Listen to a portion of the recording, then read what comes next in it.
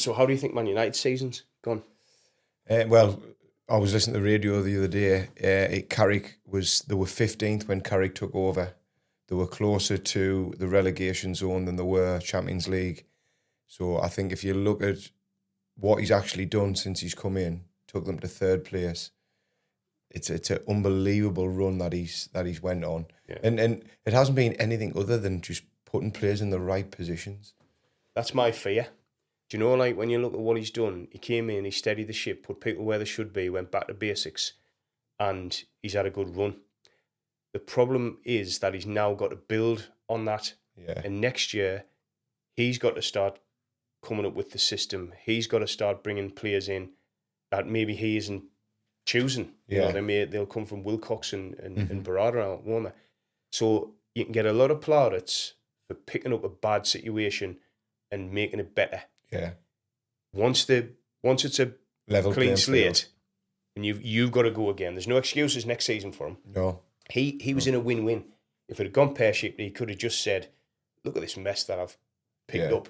Yeah. He hasn't got that next season. No, he hasn't. And you're going to have more games. Yeah. There'll be more expectations. You look at the teams that are in Europe this year, some of them have really struggled because of that, the depth you need for European. I know. You look at Nottingham Forest and Crystal Palace, really struggled. That's why I think his man management skills to be able to keep the likes of Sesko, Hoyland, Cunha, and Buemo, Diallo, Dorgu, if they bring one or two others in, he's going to have to manage them, as to say it's just this team's built around a squad. Yeah. You've got Champions League football. We want to win the Premier League. You've got to keep them players happy. Do you think they'll be competitive next year, league-wise?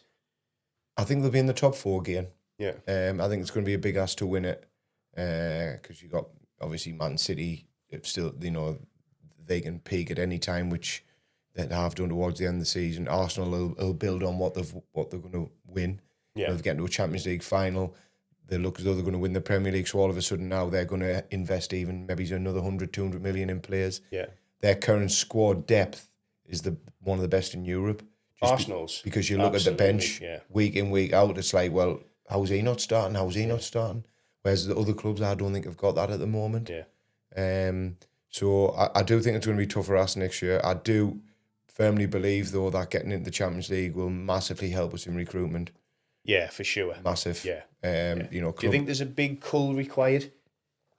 Get rid of the Malassias and the Xerxes and 100%. 100%. They're nowhere near.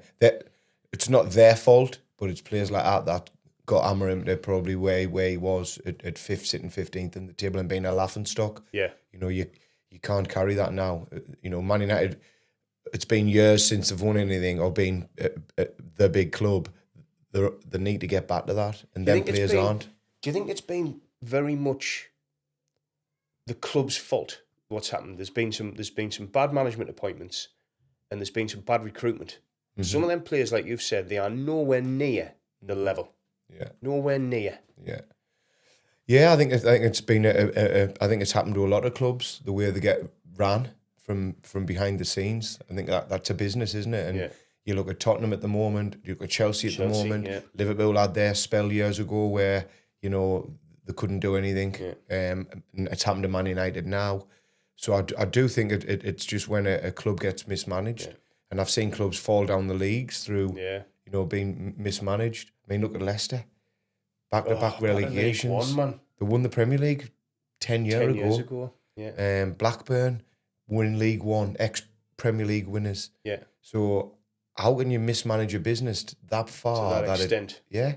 I'm not saying you win everything, but if you've won something like that, surely the rebuilding process is just year by year keep you in and around that nucleus, not drop off like that. That's the City have an ability to kind of to reset and go again, don't they?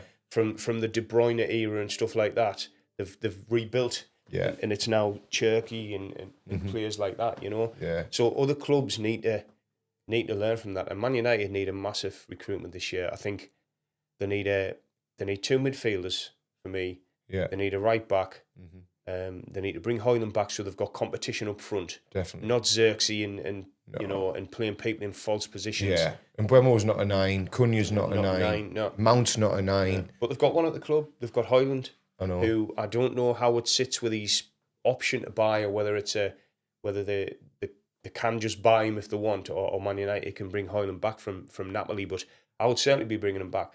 Put it this way: there's talk. They paid 80 million, I think, for Hoyland. There's talk of Napoli paying 40 for him. There's no point. No, you've just bring him back to the club, because you can't buy him for 40 million. Of course you can't. To replace him, which you would need to do. So just bring him back to the club. I think he's electric pace. I think he works hard. And when he first came to the club, I thought, hey, he could be the boy. And it just didn't work out. But I don't think that was his fault, as you and I have said before. So Sesko, Hoyland, two good competition. Could play them both if you needed to, but good competition for the centre forward spot. Kobbie Mainoo in the middle. Bring in a couple of midfielders. Elliot Anderson, I think, is the best midfielder in the Premier League right now. There'll be loads of people saying it's Tonali or it's one of the City or Arsenal, Odegaard or someone like that. But I think it's Elliot Anderson. Yeah. Rice for what he does as well. Rice is exceptional. Yeah, Rice. He's that position, isn't he? Aye. Do you know what I mean? Yeah. I mean, Rice is the only other one who I'd say, yeah, you're right. Rice is up there. Yeah. But Elliot Anderson, playing in a quite a poor side this season, is still standing out. Yeah. Man United need to go and get him, because he's a heartbeat, and that's the bit that's missing from Believer and Adam Wharton and others that are on the radar. Elliot Anderson is a heartbeat of the club. He's always available for the ball, and he's dictating the pace of play, which Man United have always had over the years. He could be a superstar, couldn't he? At Man United, he could be a superstar. He could be a legend. Yeah, 100%. And that's why I think that move to Man United rather than City, like we spoke about earlier, he might get lost up in their system. They look at people like that Nico Gonzalez, who's gone there. He was a superstar at his previous club. Yeah. Reinders is struggling. Because they're asked to play a certain way. And when you're not playing like that, you don't get in. You kind of do your own thing at City. Even as a winger, you've got a job to do. Matthias Nunes went as a midfielder. He's now a right back. Right back, yeah. Because he wasn't as good as the other midfielders they had, but they wanted to get him in the team. Yeah. So, yeah, I just think we could build the whole team around him. And that's what I mean about the heartbeat. Yeah. If you've got someone like that who you can build it around, I think he's the right decision. Maybe bring in a Believer in that as well, because they're good again. Energy. Believer's good energy. He's a big unit. Yeah. It probably worked really well.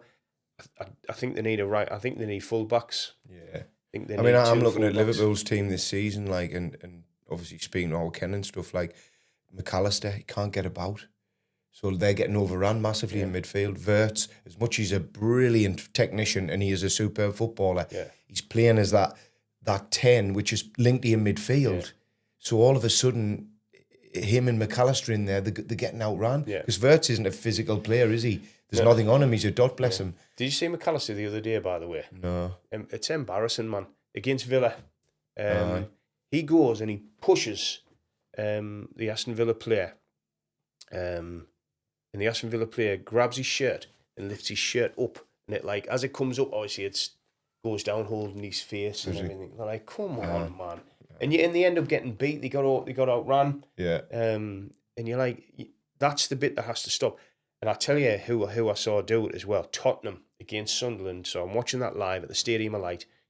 Tottenham players going down, but feigning injury, feigning some kind of contact that hadn't really happened, and staying down, and not getting up when it wasn't given, and not getting up and staying down.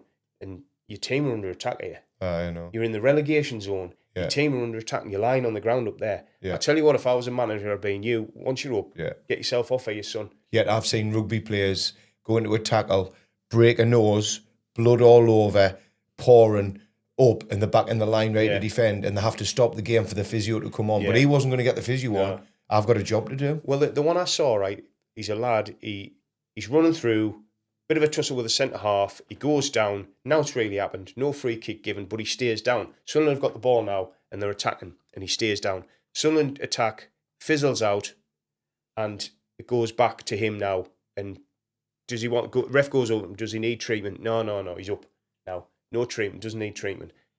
what are you lying on the ground for? Yeah, the manager up should be and saying, get if there's back nothing in. wrong with you, why weren't you defending? If we'd 100%. conceded a goal there, you're bought off and you're getting fined wages. 100%. It's bad enough in any team, but if your team's in the bottom three fighting for your life and you're lying on the ground there while your team are under attack, unless that's for legitimate reasons, you need to be up and sprinting back in there, son, because that's just not acceptable. Shocking. And Tottenham that day, and they've come on a little bit since, because against Leeds they were up for the fight and stuff like that, and against Sunderland it was the worst I've ever seen. Yeah. There was nothing there. There was no fight. They were, from the first few minutes, they were taking the time over goal kicks and things, and you're thinking, get the ball down and play, son. You need to go and score a goal. What are you time wasting for? What you want for a draw against Sunderland? Scary. They were so Tottenham, yeah. But yeah, so I think Man United, I think they're on the way up. Like I say, my only caution is it's easy to look good when it had been so bad. Aye, I know what you mean. You've now got to go. It's you now. Yeah. It's all on you. There's no excuses anymore. But people expect now. There's an expectation because you've gone into the top three. Someone, it was Carragher who said recently or something like that, Man United might be in the top three, but they're not the third best team in the Premier League. No. Was his view. No. If you look, I think City will buy again. Semenyo has been unbelievable. Aye. You know, like at that summer, at that winter transfer window there, when a lot of clubs didn't do anything. It's a bad time to buy in at that window.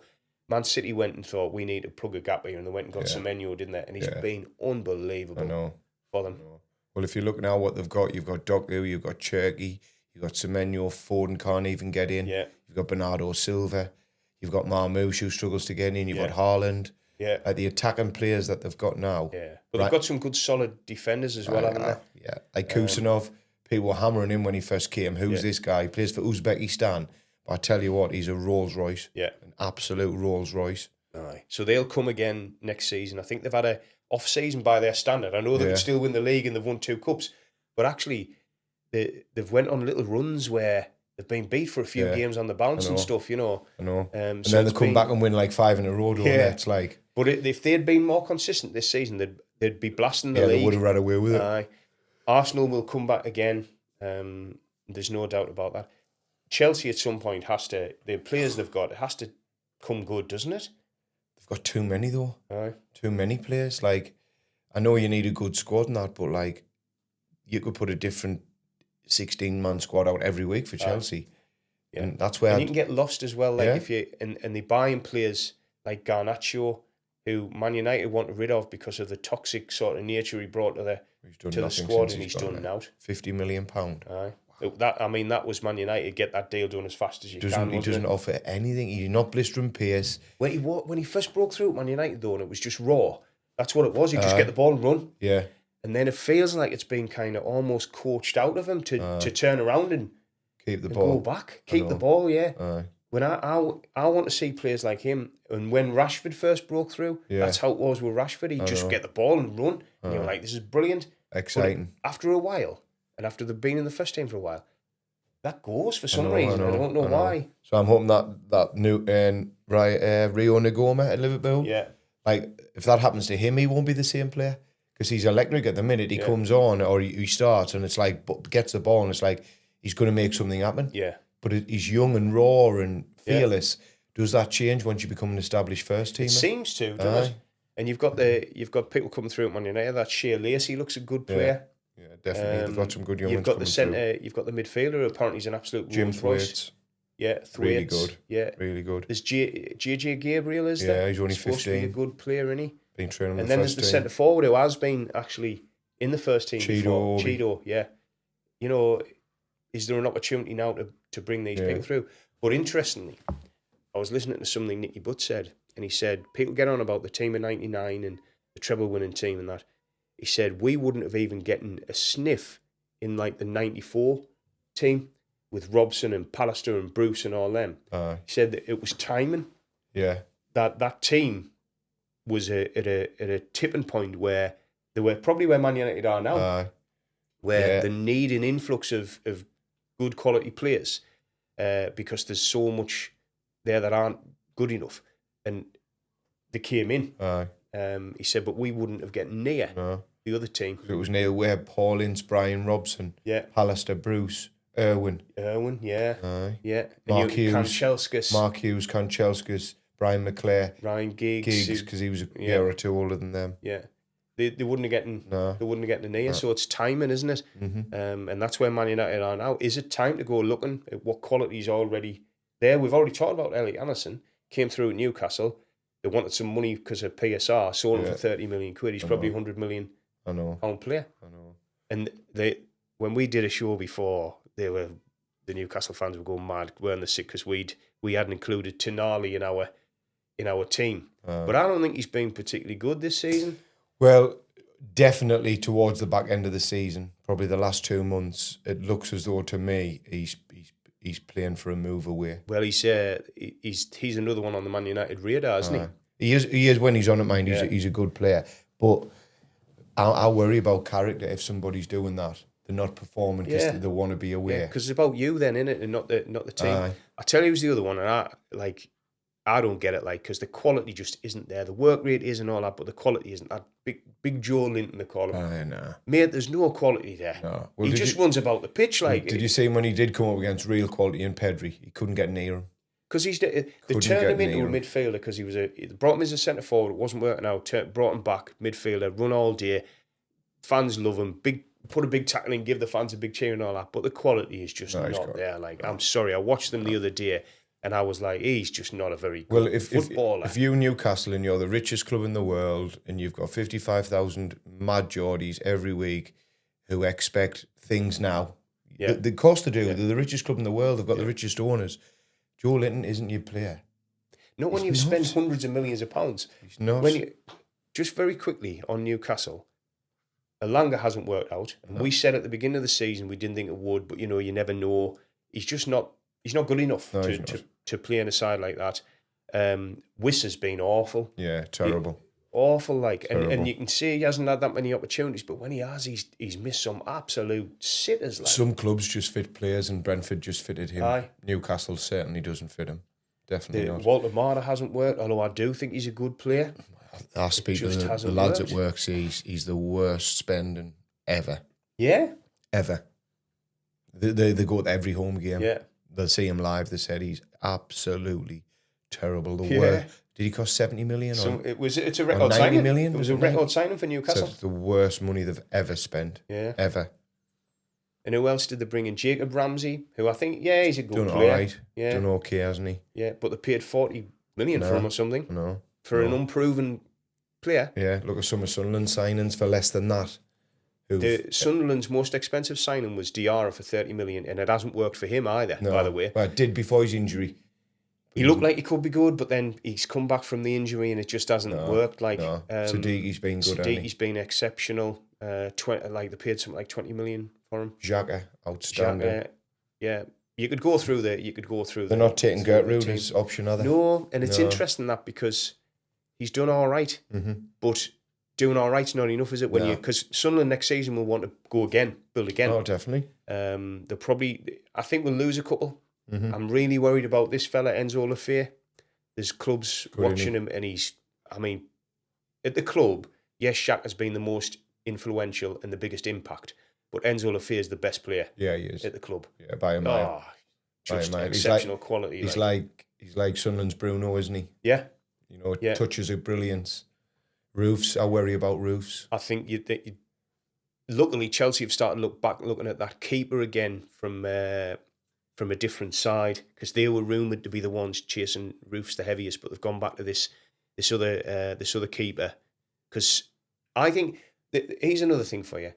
You break into a club, Premier League club, you have a good season, good breakthrough season, and you're off. You're still a bit of an unknown quantity at that point, aren't you? And can you really play at the highest level? Yes, you've done well in this club. Probably need another season at Sunderland. No. Just to settle themselves in, just to show that they are the real deal, or was it a one-off season? So stay for 2 seasons. Yeah. You're not on pennies. They won't be on pennies. No. And if you have another good season, your worth only goes up again. I know. But they're talking about Lafay, Sadiqi, Brian Brobby. I know. Don't know about Brobby going. Clubs looking at Brobby again, because he's been and it's interesting, right? So he comes to the club, nobody knows much about him. I read an article from an Ajax fan saying he always did really well, he works hard, really strong, just doesn't have the technical ability to be an Ajax player. And I would agree with all of that. Technically, he's not wonderful, but his strength is unreal. Yeah. And what Sunderland have started to do is play to that. So Sunderland will just chip the ball in. So rather than playing big balls for him to go and run after, they're just clipping it in because they know he'll hold it and then get you up the pitch. And get you up the pitch. Runners can start coming. Definitely, he's an asset for them. Like if they can get a 10 in and around that, because Sunderland are probably never going to play with two up front. They might switch to it 70 minutes in or whatever, but they're never going to go two. So it's always going to be one. Get someone in and around them, and you've got a good recipe there. Definitely. Alderetti's been excellent. The centre half, good signing. Ballard didn't get in the team at first. You're wondering, is he a championship player? He comes in, being exceptional in the Premier League, been brilliant. Although he has been taught a lesson by a couple of players, which you can understand. Yeah, he's still only young, isn't he, for a centre half? The interesting one was Fulham. The lad who plays centre forward for Fulham, Jimenez, in both games gave Ballard and Alderweireld just an absolute torrid time because he's naughty and he's physical. And that's their game. They're normally the ones on giving that out, but he give it to them. His elbows and he's and you think, and he's the one who they just, I would say the whole season, he's the one player they just have not been able to cope with at all. For 2 games he tortured them. So it's been a good. It's like you said to me earlier on today. If you'd said that with 2 games to go, Sunderland could sneak into a European place and we're battling with Brighton and Chelsea and teams like that for a European place, you'd have went, you're off your rocker. Well, and if I had said any Sunderland supporter with 2 games to go, you'll be 1 point behind Chelsea, you'd have went, no, we won't. Yeah. Do you know what I mean? Yeah. Like 1 point behind Chelsea, a huge club, all the money they've got, like that, the squad they've got, to be 1 point behind them going into the last 2 games of the season. Unbelievable. There's definitely a case though, and I have heard fans saying both ways, there's definitely a case for, does Sunderland really want European football next season? On the first season where they're going to, like this season was all about staying in the Premier League. Yeah. Next season has to be about building something. Is that the season you want European? Probably not, football? because look what's happened to some of the clubs this year, like Tottenham. Yeah. Trying to balance European football and they're now sitting just above the relegation zone. But the flip side of that is what you said about Man United earlier about recruitment. If you're Sunderland and you're in the European places, your recruitment strategy can change. Of course it can, yeah. You're getting players now who are going to come to you because they're going to play in the Europa League or the European, Yeah. There's definitely that side of it. But yeah, I've heard fans saying both ways. Some fans are saying, don't be daft. If you get into Europe, it's fantastic. And you have to build accordingly. But others are saying, just be wary of like what you wish for. Yeah. It would be amazing for the fans like going there to watch European games on a night and that. Yeah. Like in the Europa League. Yeah, it'd be fantastic. Yeah. Brilliant. And then so we think Man United will be a challenge. Can you think who your 3 were when we said at the beginning of the season who your 3 were for the top 3? I'll put it out because I've still got the video. I'm sure I said Arsenal, Man U, and Liverpool. You said Man City. You said Man U might sneak in there. If we both said Man United might sneak in the top 4 if they got Baleba and Donnarumma. Which they didn't. They got Lamans, and brought in sort of at that point. Don't think they had Sesko, did they? No. Maybe at that point. So they have Man United sneaked, but I think I said City, Chelsea, and Liverpool maybe. So you got 2. What I do know is you got 2 out of the 3, and I'll put it on. I'll put the clips on. But you got 2 out of the 3 in the top 3. I got 1. Then the bottom 3. Can you remember who you said for bottom 3? Burnley. Yeah. Wolves. Yeah. And West Ham. No, I think you said Brentford. I did. And I did because I thought they lost all them players. I think I went Burnley, Leeds, Brentford. But so you got 2 right again. You got the Wolves and Brighton of surprises. Brentford of surprises after losing the players they lost. Manager, like Keith Andrews, they love him, don't they? He's done really a great job, hasn't he? They're a decent side, them. Yeah, and there's talk and it's funny because that Thiago, the Brazilian, I don't think he's particularly very good. He's had a decent season and he scored a few goals, but the talk of him being the one that the top clubs are looking at to bring in, you're like, give over, man. He's never ready to be going. He's good for Brentford because, like you see, he's a handful and he gives them a target and he scored a few goals, but he's not top six. No, he's not level. No. That's what I mean. Like some players suit clubs. Yeah. Doesn't mean that just because he's doing well there that he suits a Newcastle. Yeah. You know. So I've got a couple more questions for you before we finish. Then Newcastle, what has to happen there? Will Eddie Howe keep his job? I don't think he will. I think there's a time now where Newcastle have got to start putting some of that power behind them. What they've got is in the owner. They've got to start making some big calls now. And I think they've got to go down the route of world class in certain areas. And a manager being one of them. Yeah. What, like a sort of Luis Enrique or just a big name like that? A big name. A big name, Sonny, who's been there, done it. Eddie Howe's done a great job, but I think Eddie Howe's took the club as far as he can take them now. They've gone stale, haven't they? They've gone stale. And whoever's brought the signings in, I think that's killed them. Well, we talked about it at the beginning of the season, and I didn't know the full story and still really don't, but there was issues with the recruitment, wasn't there? They sacked the director of recruitment, didn't they, in the transfer window? Yeah. And I reckon there was a lot of it down to Eddie Howe and his brother themselves to and do that's that. what I think is the case. And it's killed the man. It has, yeah. It's some signings work and some don't. I mean, I've seen signs at Man United in the past that you're excited about and they just have not worked. I'll tell you one, Veron. Yeah. He'd had a brilliant World Cup and he comes to Man United and you're thinking, this guy's top draw, and he was terrible when he was poor. Didn't work for him, did it? Sancho. The figures he hit in Germany were astronomical. Yeah. Pogba, yeah. Pogba, world class. Yeah. World class. Anywhere else but Man United. Aye. So there's some you look at and you go, yeah, what a signing that is, and they don't work out. Yeah. But I think there'll be changes all round at the club. Yeah. I think they'll hit the academy as well. Yeah. If I'm being honest. I think you come to a point when you've got that much money that you want best of class in all areas. Yeah. And I think they're going to have to start doing that. Otherwise, nothing's going to happen. Nothing's going to change. Yeah. You can have all the money in the world. If you can't find a way to spend it and spend it in the right way, you're never going to move on, are you? No, definitely not. What I would say is, and Newcastle fans have said this as well, I've seen it on social media, that they've got to stop complaining about PSR because they've spent a lot of money.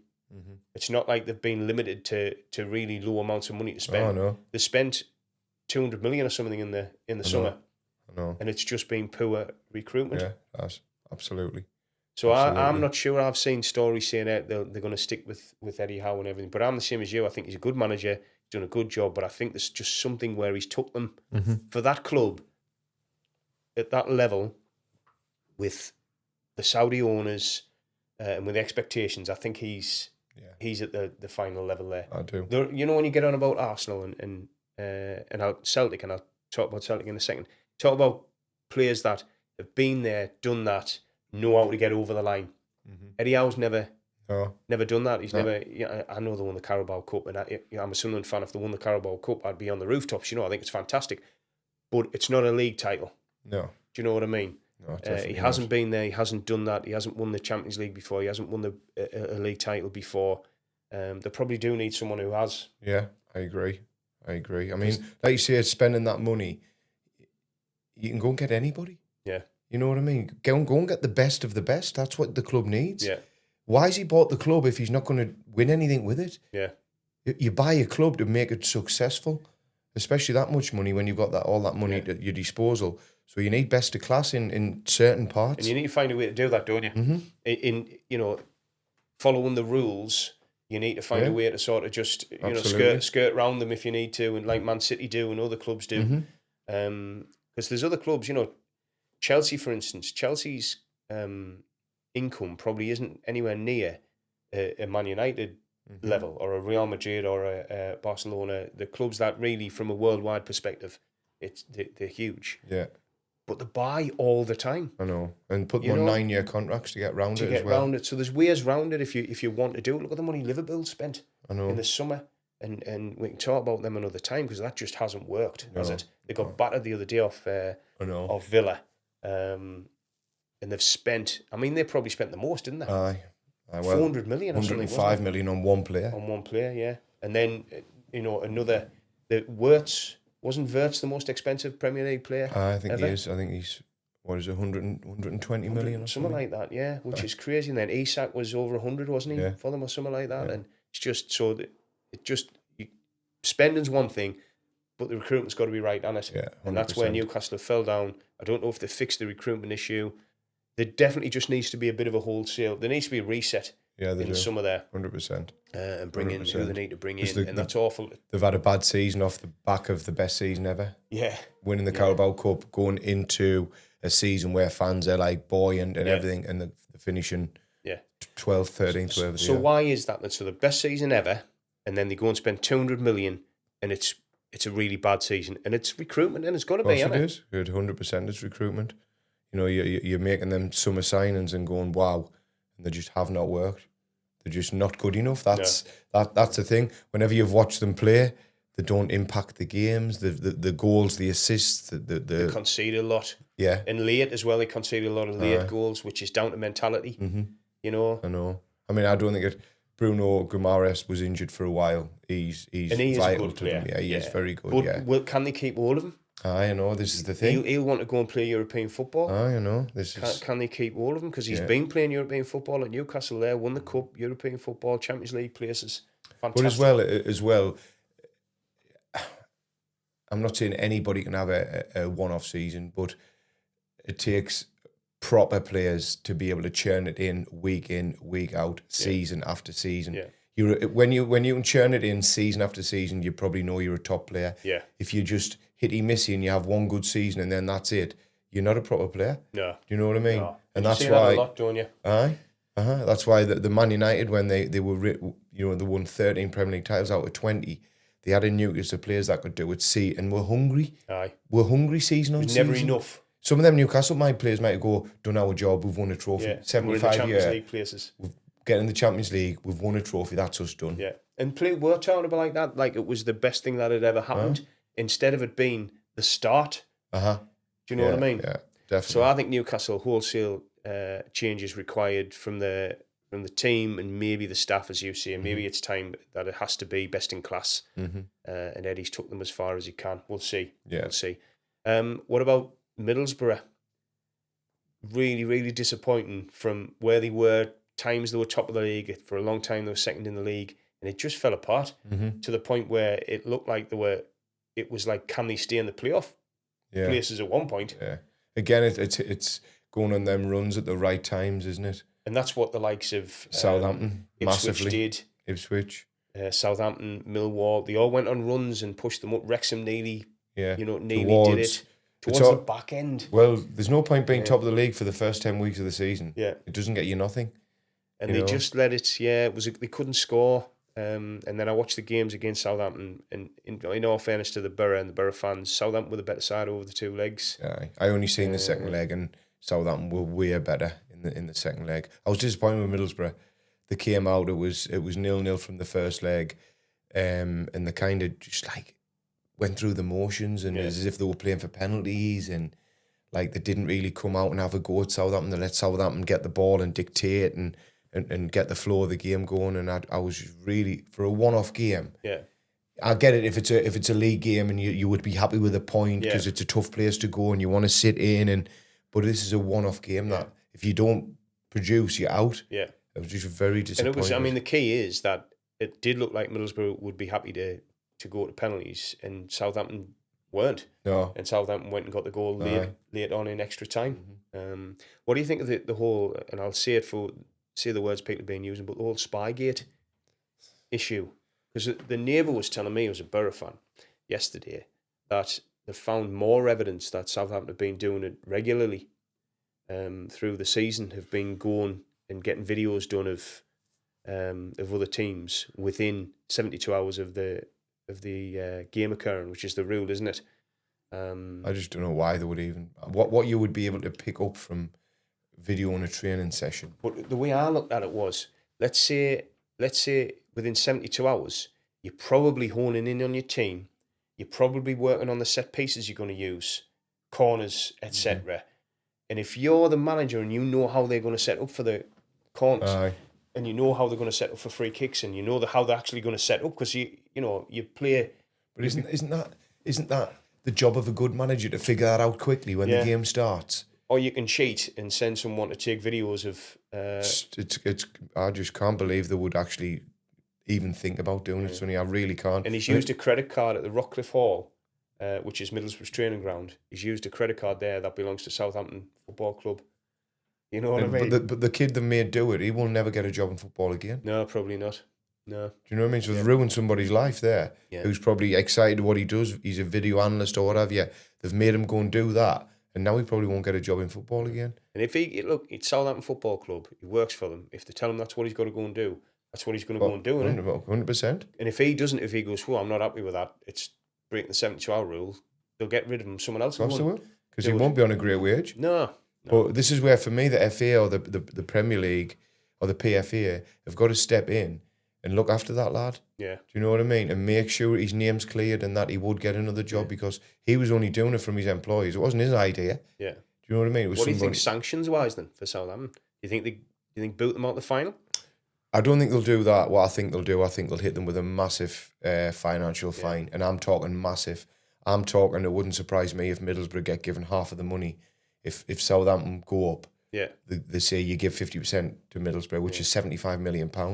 So for me, as a Middlesbrough fan or an owner, I'm thinking, well, it might not be all bad. Have you seen though that the train companies and stuff, they've come out and said they'll if they change the date, they'll help Hull fans who've already bought tickets and stuff. They'll help them get to the final. They won't make them stick to the original ticket and all that type of stuff. And that sounds like, there is a potential here that something drastic happens. Right. I.e. kicking them out. I mean, look, the rules are the rules, aren't they? Middlesbrough are still training, Are they? Aye. They haven't gone on holiday yet. Well, you wouldn't right now, would you? They're waiting, because if they get kicked out, they're in the playoff final, aren't they? So they're back in training. Because and people say, kicking them out because they broke. Don't break the rule then. No. And don't apparently consistently break the rule. But if I'm a Southampton fan now, I'm thinking, like, what's my team done? Yeah. I've got all this excitement. I've gone through a playoff semi-final. I'm in a final. I've boot up. We might get kicked out just because you've been stupid by spying. It is a ridiculous rule to break, isn't it? Oh. But it is a rule that has been broken. You shouldn't do it. Exactly. Shouldn't do it. Rules are there not to be broken. Don't do it. And the big question comes, have Southampton gained an unfair advantage in that game by doing that? And you could probably say they have. They might have. You'd probably have to dissect the tape, go through both legs and go, well, that corner there, they wouldn't have known about that, but they've dealt with it. Aye. Do you know what I mean? But even then, even if there was nothing on that tape that gave them a really good, you went through it and you went, there's nothing there. It's still, there could have been. Well, they haven't been disadvantaged by it, have they? They haven't been disadvantaged by it, have they? No, because after the game, Kim Elberg there, he said all he could do in those games was look after the tactical element. He kind of go on the pitch and play, so all he can do is try to set them up tactically right. And if someone's aware of your tactics before you go into the game, no, it's not right, is it? No, it's not. Definitely not.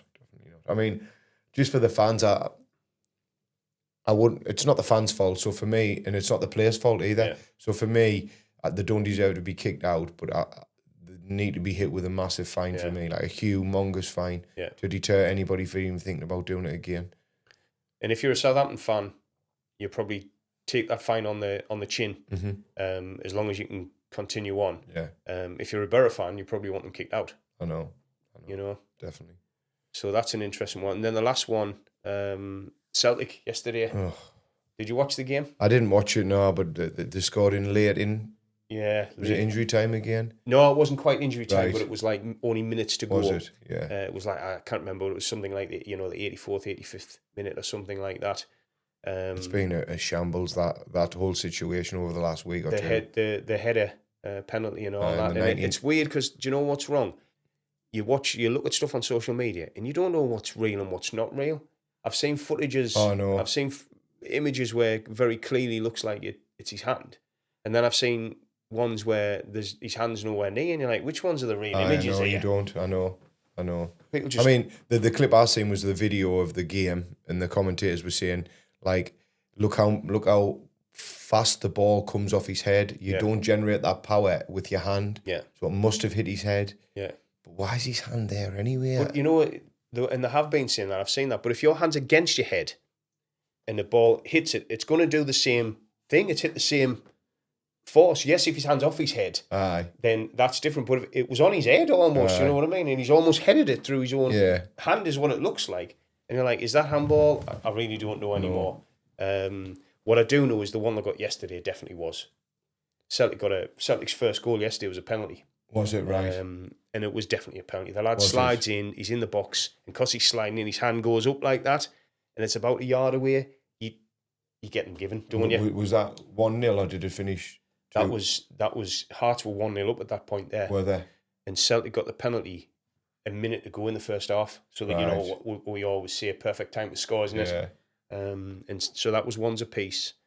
And then Celtic got the goal in late in it. And then there was 8 minutes of injury time, I think. And Hearts got a corner with seconds to go. So keeper went up, Celtic cleared the ball and just ran through and scored. So it was 3-1. Yeah. But then, interestingly, Celtic fans weren't on the pitch. And the game never restarted. The final whistle never went, and the game never actually, no one kicked the ball and ref blew because the Celtic fans had come on and you couldn't get them off. And the game never actually finished. So there's people on social media saying you need to abandon that game and you need to replay it. Yeah. Wow. Because the Scottish F.C. will be like, oh my word. They'll be over the moon for the season just to end. Won't they? But the reason I raised it was something we were talking about just previous there, where players and managers have been there, done that, and know what it takes to get over the line. And that's very much Martin O'Neill, and it's very much Callum McGregor and players like that. It's not Derek McInnes and none of those Hearts players. Yeah. And maybe that's the never difference. Won the league, have they? Never. Well, yeah, when centuries ago, maybe something like that, but not in modern times. No. And it would have been great for Scottish football, and actually their season has been great for Scottish football. Been brilliant. But the scenes yesterday, I mean, Celtic under Martin O'Neill have been unbelievable. Yeah. After the whole Wilfried Nancy thing. Definitely. So credit to him for getting it done at 78-year-old or whatever he is. I know. Fair play. It's been good. So, but next season, what you want is Hearts not to do a Newcastle and Hearts to build and go definitely, because it'll just make the league more competitive. Then you don't just want the two of them. And if you're Aberdeen, can you look who have won the league in modern times? If you're Aberdeen, can you look and go, it's possible here. Yeah. Let's have a 100%. Go. It's money to win it. It is. It's money. So anyway, mate, thanks very much. No bother. Thanks. Enjoyed it. Good. I enjoy the football crack. So we'll catch up with you next time. Thanks. Thank you.